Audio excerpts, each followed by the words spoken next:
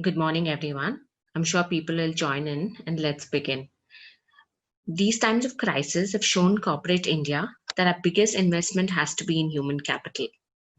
The value of an individual employee has to now be seen in terms of not only their skills and knowledge, but also their adaptability and overall health. It is imperative for companies to recognize this and work on nurturing their human capital.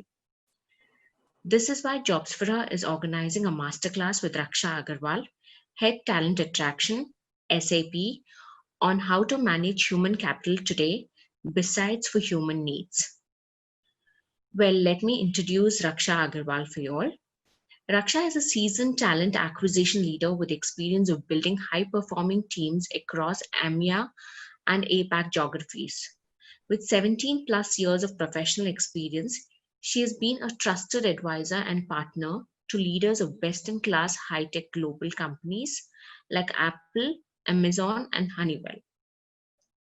As a member of the talent acquisition leadership team, she has developed and executed talent attraction strategies across professional, entry-level, and leadership hiring. She has also led multiple HR projects reflecting business priorities for quick talent ramp-up, development of niche COEs, organization design, etc. During her career, Raksha was also based out of UK and Singapore for different recruiting assignments. She's currently heading talent attraction function for SAP in India and technology recruiting for SAP in APAC. Over to you, Raksha. All please keep yourself muted and we'll take questions after the session. Thank you, Sharnita. Yes. Good morning, everyone, and thanks for joining today. It's a very interesting topic that I've been asked to speak upon, how to manage human capital today, besides for business needs. Why does this become important? The COVID-19 pandemic has led to one of the toughest times in the history of possibly this generation and all of us living today. It's the toughest times which has shuttered many businesses all over the world. The humanitarian crisis is so extraordinary and fierce for employers that the stress and the worry levels of the employers have also increased to a record high. Organizations are choosing furloughs, organizations are choosing hiring freezes over outright laying off people. While there are some sectors like online retail, online grocery, etc., which have shown the need to hire people, but there are other sectors like hospitality, like travel, etc., which have been hugely hit and have had to take extreme steps in this situation. All of this leads us to something that, what is one of the greatest challenges for all of us during this lifetime. And researchers have shown that the way organizations manage their people in this time of crisis, or have managed people in the times of crisis, makes the greatest difference.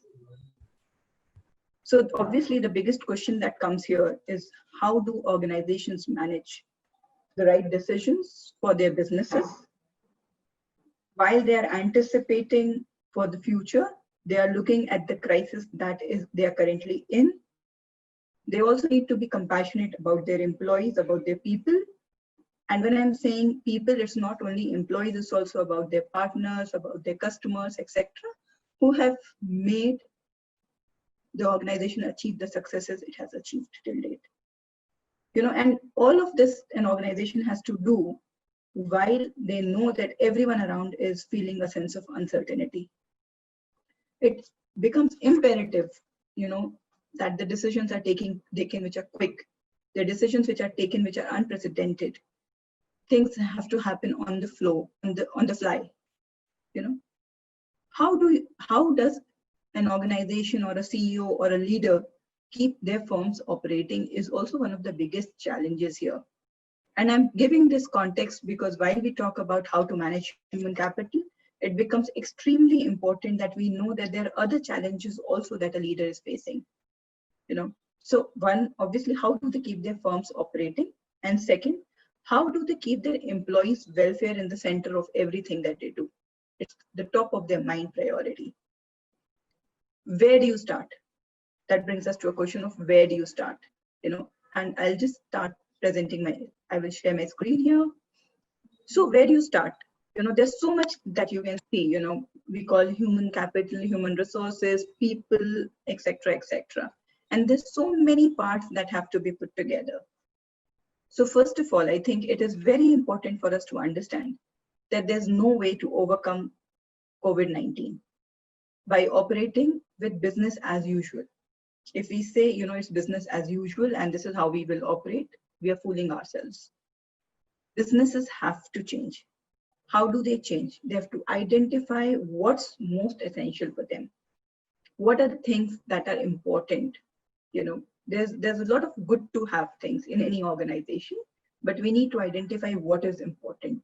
And if I talk specifically in terms of human capital, there are multiple things that an organization has been doing to keep their employees engaged, to keep their employees productive, to keep their employees associated with that organization, to be their brand ambassadors and so on, to contribute to the growth of the organization. And to get employees to do all of these things, there are multiple things that an organization or multiple organizations focus on. But now it is a time when you need to focus on what is essential. Identify those areas.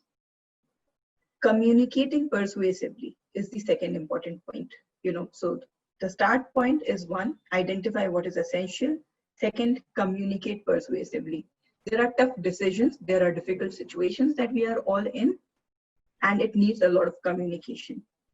How do you communicate, and what is the persuasion that you have? You've taken a decision. It could be a tough decision, letting go of people, asking people to take a pay cut, asking people to go on furloughs, etc.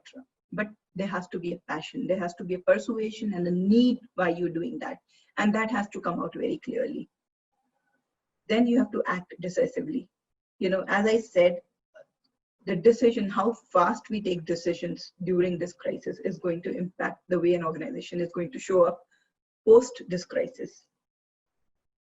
Again, all of this will again come back to the fact that how organizations treat employees today will have a big effect on whether employees will choose to join that organization in future. When the hiring resumes, when businesses start getting back to the new normal, because in my mind, I don't think there's going to be ever a place where we were operating before the crisis hit us. So at that point of time, everybody would look at how did the organization treat their employees. It is extremely difficult to consider, a couple of things from an organization's perspective. The current state of employee well-being, there's so much uncertainty, there's so much chaos, there's so much of worry around us, so assess what is employees' current well-being, and then to manage what employers and employees can control. So everything can't be controlled. If you go back and ask somebody, when will this pandemic end? Nobody knows. Nobody has an answer to that.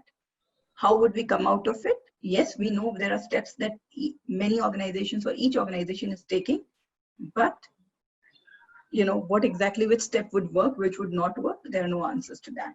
So there are two things. One, assess the current state of what is the employee well-being, and then figure out what are the things that can be controlled.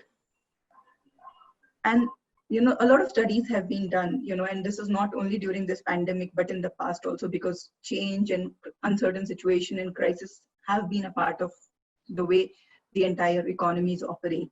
So as per studies, the best way is to react swiftly and then keep adapting. And I've been talking about this again and again because that is the most important thing today.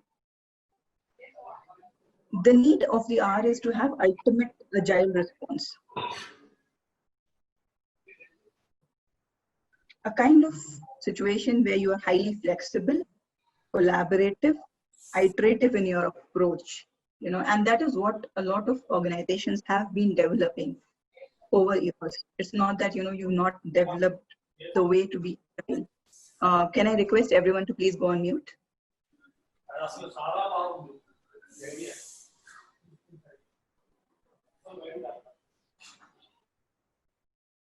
Thank you. Leaders, so in the current situation, you've all been hearing about digital transformation, ways to collaborate, digital tools, etc. So while digital transformation is important, it is also the human or the workforce transformation that we all should be focusing on.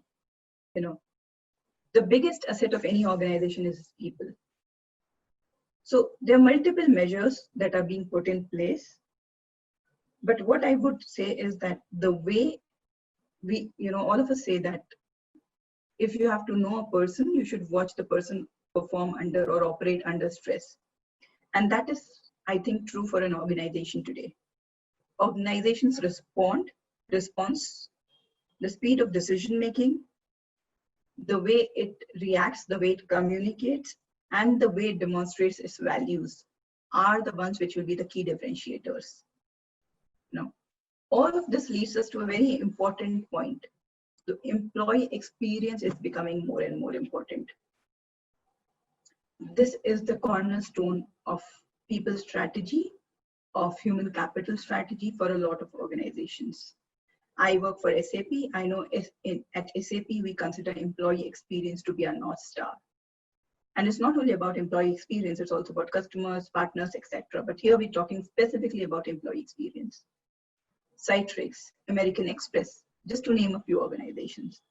They understand that the conversations between a CHRO and the CEOs have changed now. It is now getting built on a simple equation. The better the employee experience, better the business results are. Because coming back, a happy employee or the kind of experiences that you create for an employee are the ones that drive the performance, that drive the attachment to an organization. So it becomes extremely important to identify the moments that matter in an employee's life cycle. Right from the time that we start connecting with the candidate for a possible opportunity with an organization to the time that employee leaves the organization, we need to focus on each of the moments, each of the experiences that are getting created.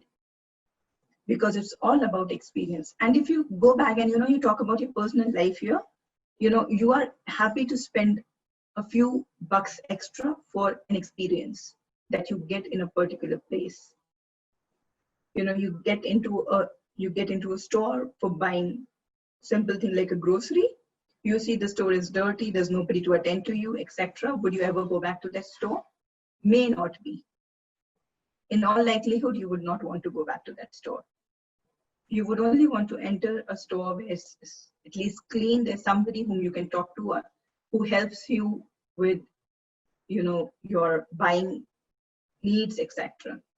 So when experience is so important for us in our daily lives, it also extends to our workplaces.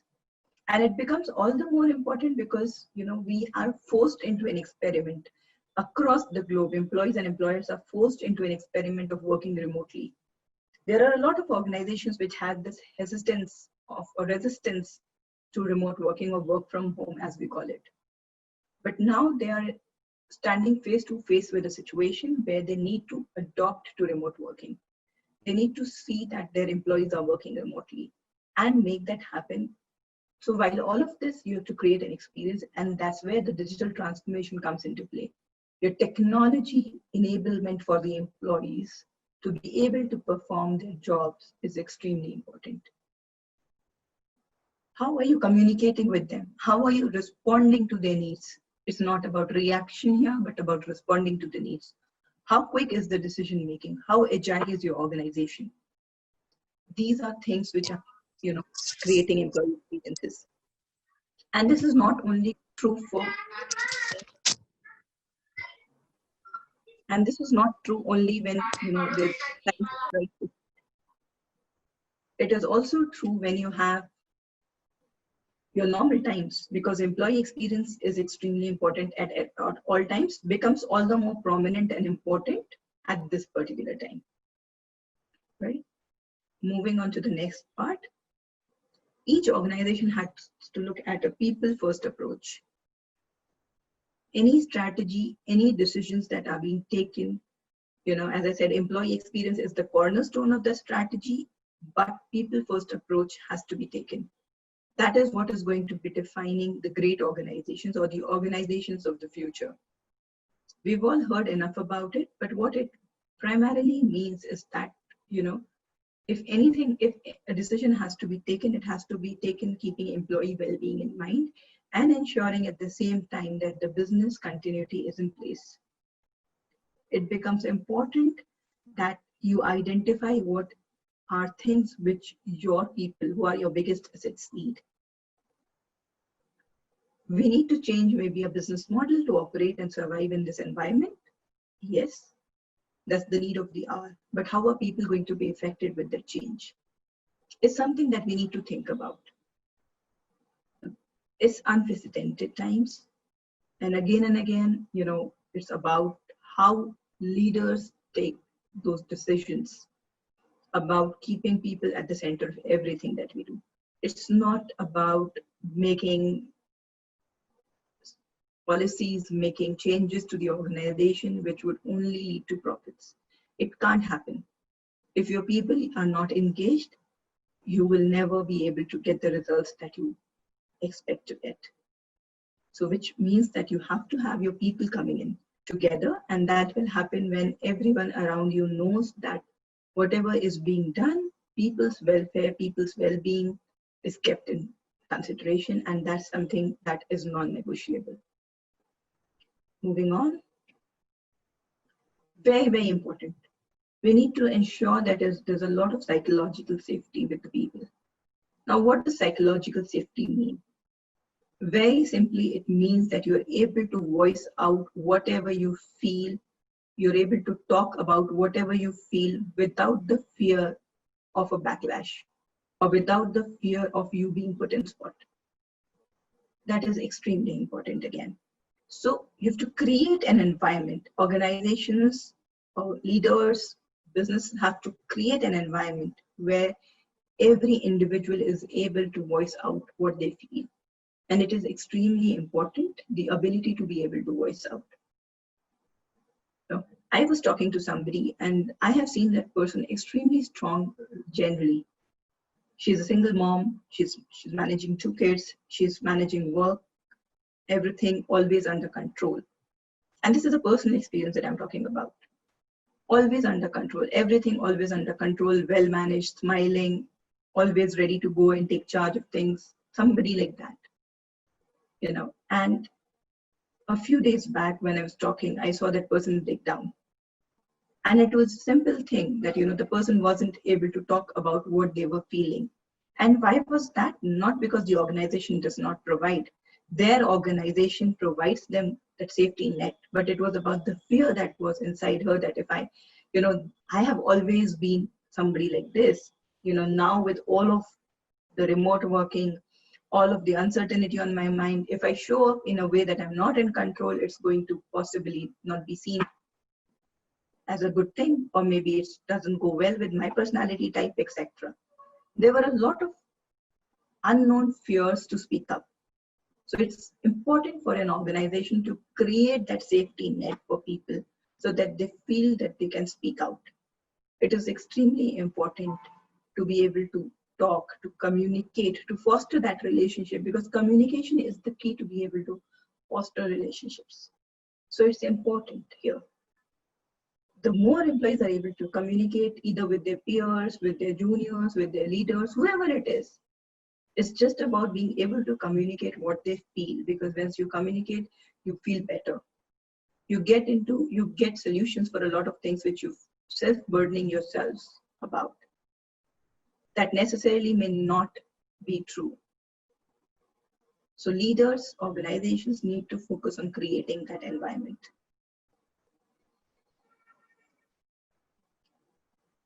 Again, one of the very important things which this pandemic brings to us is about upskilling and reskilling. All of us should be looking at ways on how we can upskill ourselves.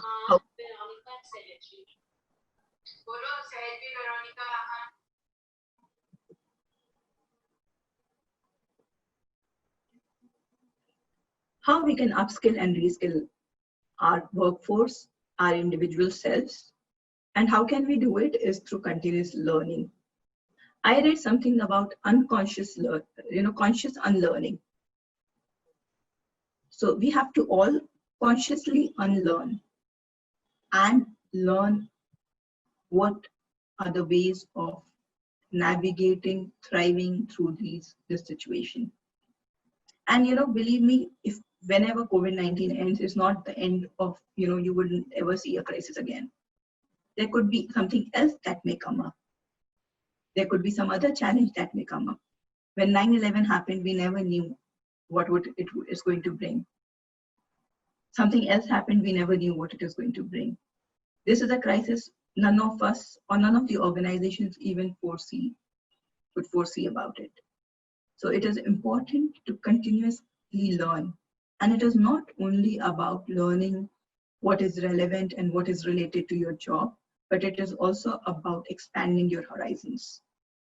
You may be an HR professional today, but if you think you like something which is beyond your domain, it is always good to talk about, learn about it, read about it, figure out mentors who could help you with it.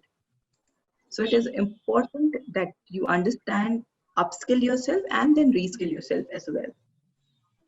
It could be as simple as it could be completely unrelated field. But how it helps you and how it helps an organization is that, again, it goes back to agile principle. If you are an individual who focuses on your development, on your learning new skills, on your development, on your understanding what's the change bringing in, you would be able to adapt to the highly changing environment. You would be able to take that in a positive note, and it would bring you to a situation where you are able to add a value to yourself and to the organization. It somewhere links to the resilience that you have in you. Continuous learning is an important part of being resilient. That is an important thing, an important thought that I would want all of you to take with you. It's not about, yes, I have a job, I am doing it well, I am putting in extra hours, I am close to burnout of working from home, working remotely, etc. We all are doing that. Everybody around is doing that. What would differentiate you and what would differentiate the organizations is how much of their people can look at developing their skills, how can they look at conscious unlearning and learning new skills. Moving on, I think values have become especially important.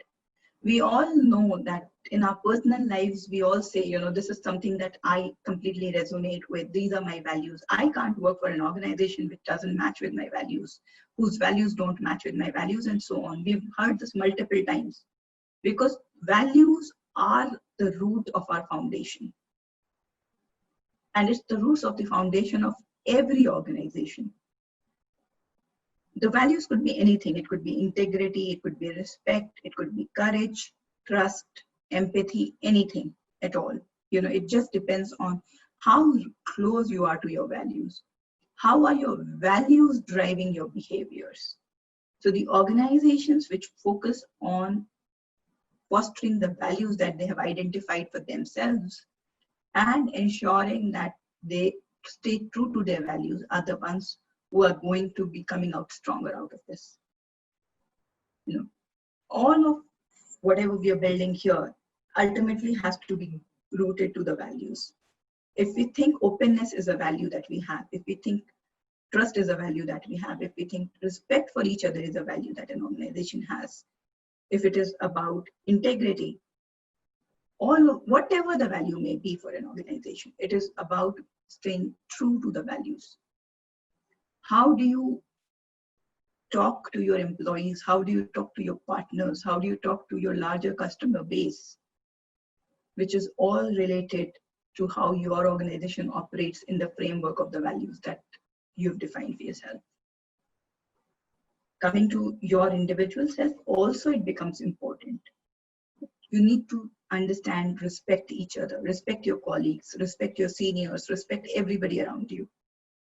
It becomes important. Have integrity in the way you're working, in the way you are operating, because you're working remotely. You have you are free to choose your times. You are free to operate the way you want, etc. But that does not take away the responsibility that an organization has on you. You are supposed to be doing the work that you're supposed to be doing as an employee of the organization or as the owner of a firm that you may have. So it is important that you operate with integrity.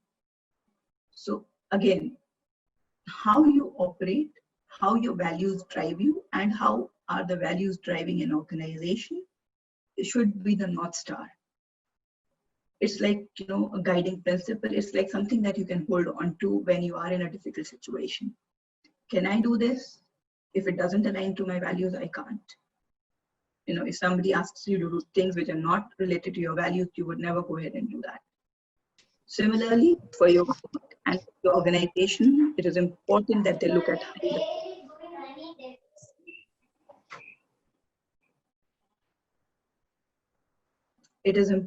how you look at values. And again, I said it's not only during the crisis. During a crisis time, it becomes even more important. So while the organizations are looking at how they run their businesses, how they ensure that they continue to foster, how do they ensure that they continue to create profits to be able to sustain, they need to ensure that it is around the identified values for themselves, for the organization. Something very different, which I'm now talking about, all of this was about how the employees, how the human capital would be looked at. And there's this very interesting 8 trends that I came across on how things would change, or the change that we are currently in would bring in. We spoke about employee experience, we spoke about values, we spoke about psychological safety, and so on. All of this is leading to some trends that we are going to foresee. And this is related to the organizations and the way they would manage their people. And I've picked it up from a website called corporaterebels.com. It's a very interesting website. You can go and have a look at it. So the first thing, the 8 trends, out of the 8 trends, the first trend that we see is that we are moving away from, the organizations would be moving away from only profits to the purpose and values. And also the employees would look at it that way. And we spoke about values just in the slide before. How important are the values? What is the purpose of doing a certain thing that you are doing, and how is it adding value? How is it creating an environment for people to be able to trust you, for people to flourish, for people to be able to get associated with you? So it's not only about profit. It's also about giving back to the society. We all hear a lot of activities that organizations are doing, how organizations are contributing to the larger global economy or their country's economy and so on. And we feel good about hearing all of that or being associated with organizations which do that. So it's about moving away only from profit to purpose and values. Second, very important, is from hierarchical pyramids. We know the organizations are formed in a certain way. There's a pyramid that is built, etc., etc. From all of these, it's about networking with the teams. All of us have been operating remotely for over 2 months now, possibly. We know how important it is to be able to network with people, which we don't realize when we are in office. On an average day in office, an individual will interact at least with 10 to 14 people. And that's the bare minimum, 10 to 14 people. Imagine if you have to talk to 10 to 14 people every single day when you're operating remotely and you don't see them. You will have to make that effort of picking up your phone and calling them or chatting with them. So it's important that we leverage the network of teams. Somebody sitting in a different team, somebody sitting in a different location, but they all work together towards a common goal.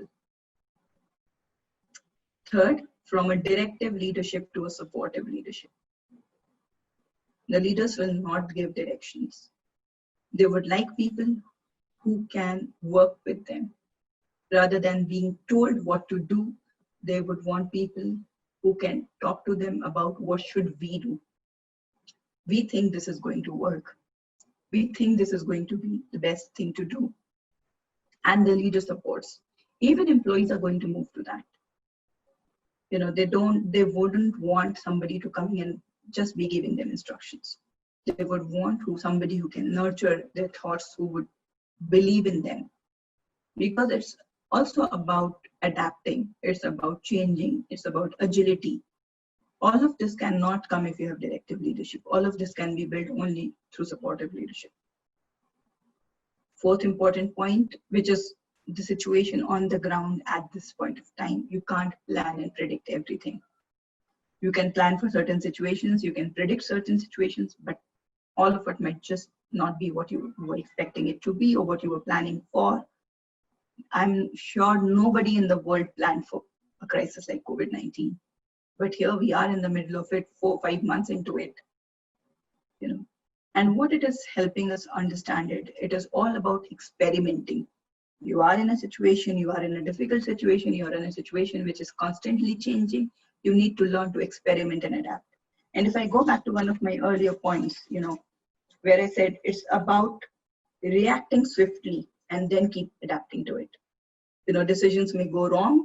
Yes, we will come out of it. We will learn from it. We will move again.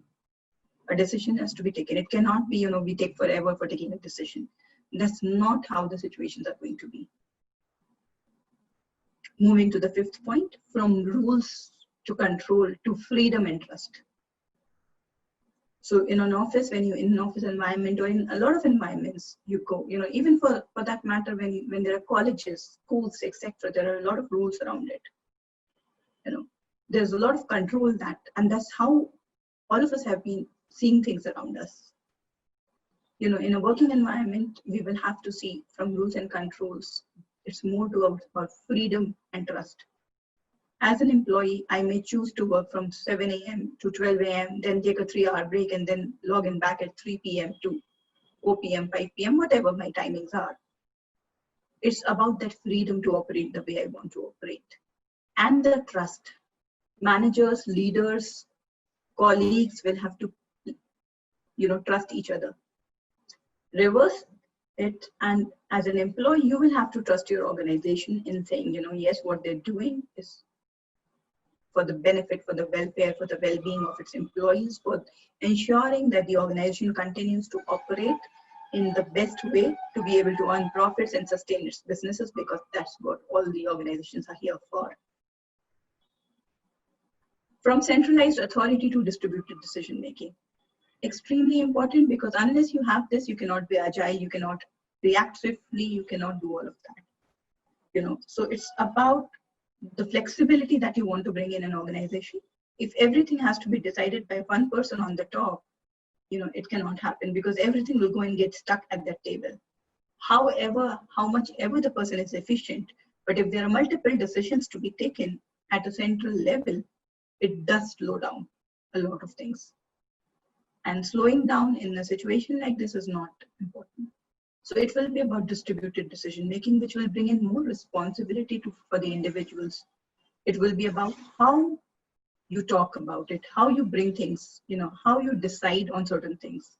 So from a centralized authority to a distributed decision making is not only about an organization moving into that structure, but it is also about each individual in the organization assuming more responsibility, more decisiveness. Seventh, from secrecy to radical transparency. Very difficult to achieve, but that is exactly what a lot of progressive organizations would be looking at.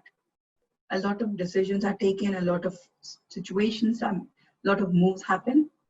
Why they happen? And if you remember, starting of the talk, I said, there's a need to be able to communicate persuasively, to act decisively. And that can happen if you have transparency. If you're able to communicate well with the reasons on why a certain decision has been taken, it would be appreciated. All employees, all of us understand that the needs could be different at different times, and the reasons of certain decisions could be different. But this is why we would all do this. So it becomes important. This is a longish journey from moving from secrecy to radical transparency, but this is how it would be looking like. Organizations are adopting this. The eighth one, which is again something with related and very close to the function that I represent, talent acquisition or talent attraction, the way we call it at SAP, is about moving from prescribed job descriptions to talents and mastery. It relates back to something that I said, upskilling and reskilling yourself. You cannot straitjacket yourself into saying, this is what I do, and this is all I will do, and this is all I know.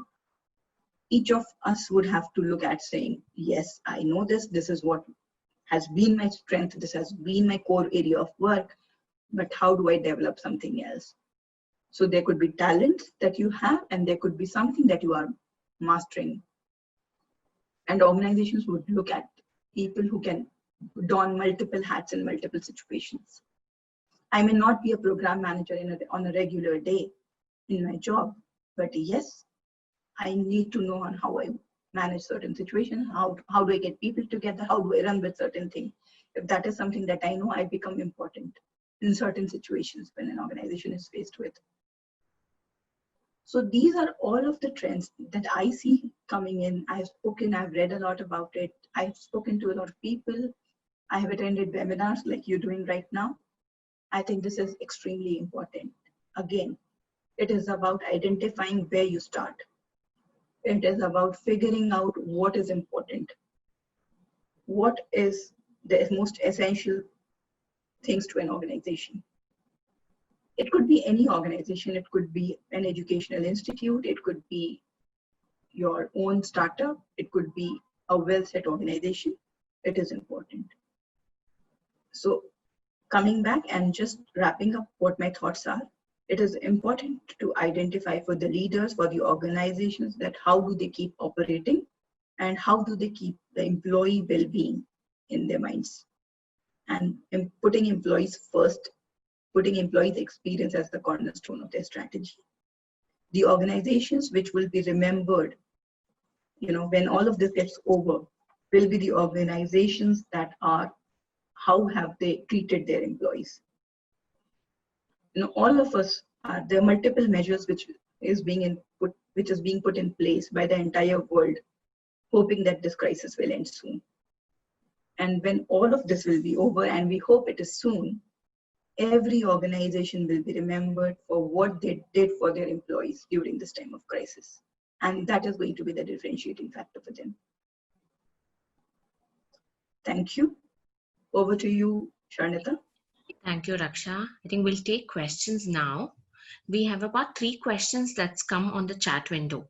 And if any of you have questions, you can raise your hand and unmute yourself. So let's take these questions that have come. You've touched upon these points. What are the steps I can take as a manager to show that I and the company care for our people? What are the steps that as a manager you can take to show that you and the company care for your people? Yes. Okay. I think the foremost thing here is about communicating, about creating that psychological safety net to people, and being very transparent in your communication. There are certain things that you don't have an answer to, your organization does not have an answer to, and employees would understand that. So communicate. At the risk of over communication, communicate, be transparent, be there truly for them. I think these are the things that are the cornerstone of the current situation. Your employees need to be able to trust you, because trust is the most important ingredient right now for you to be able to connect with your employees and make them believe what you're saying or what your organization is saying or doing is in the best interest. Okay, we have another one from Namrita, which says, how do I get the HR and business head to create a plan to invest more in human capital? Okay, so I think how do you get to your business head and HR head to create that would be to be able to showcase some of the success of different organizations, build up certain case studies. It goes back to the simple principle. Better the employee experience, better the business results. But if you go back and just tell them this, it's not going to help. So you will have to pull out certain cases, figure out certain examples in the industry where you've actually had the chance, or where you actually can build a case saying, these are the results that we've seen, where organizations which have focused on their employees and creating employee experiences, creating policies, keeping employee well-being in mind, have been more successful. And there are enough examples, there are enough researches and studies that have been done around it. This actually started, the focus on employee experience, actually, this term came in somewhere around 2013, 2014. And from then on, there have been multiple studies, there have been multiple forums, there have been multiple webinars, seminars, etc., where this has been talked about, this has been proven as an adopted model in certain organizations.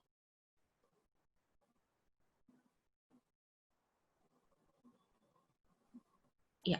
And another one, what are the top 5 things the company can do to make employees understand that they are important, according to you? Top 5 things that the company can do, right? So I think it is about identifying the moments that matter to an employee. If it is about onboarding a new employee, or even interviewing somebody for becoming for a possible opportunity at your organization, identifying which are those moments. Give me a moment, please. Sure.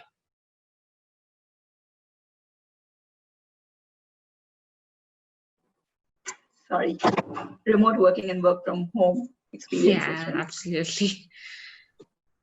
So yes, so identifying the moments that are important for an employee in the employee's life cycle. If it is about situation that we're currently face to face with, which is remote working, what are the things that matter to an employee when the employee is working remotely? Figuring out that, and you can do that from during doing surveys, and there are a lot of surveys available right now which help us understand the health check of employees. So identify those could be as simple as understanding if the employees feel well supported. Is there a counseling, or is there a external vendor or something that you've created, an employee assistance program where they can dial in and talk? There are multiple things. So identifying the moments, and for each organization those moments can be different. But again, identifying those moments. It could be about some people utilizing this time when they have some extra time on hand, to be able to train themselves better. Is that a need that employees have? Are you looking at that? Are you looking at ensuring that they have the required flexibility? So there could be multiple points. So for each employee, it could be different. So for me to be able to list down which are those 5 things that an organization can do would be difficult. But if you identify which are those moments in the employee's life cycle which matter to the employee, you would be able to figure out those things. But again, communication is extremely key to everything that you're doing. Being able to communicate, being able to act decisively. If you see that if you as an employee see that your leaders are not able to take decisions, you yourself would get jittery about it. Because yes, the leaders may not have all the information that they need to take a decision, but that is exactly the situation that we are in. We need to take decisions with the limited amount of information that is available. And when we take the decision, we need to communicate that with full transparency and confidence. I think these are 2 key things, but again, other things could be about identifying the areas which matter to your employees. Thank you, Raksha, for interacting with business leaders from across industries and giving us inputs on the best ways to wade through this crisis by managing the people who work for them with sensitivity and skill. Thank you very much. And I would also like to thank all of you for attending this masterclass. Thank you.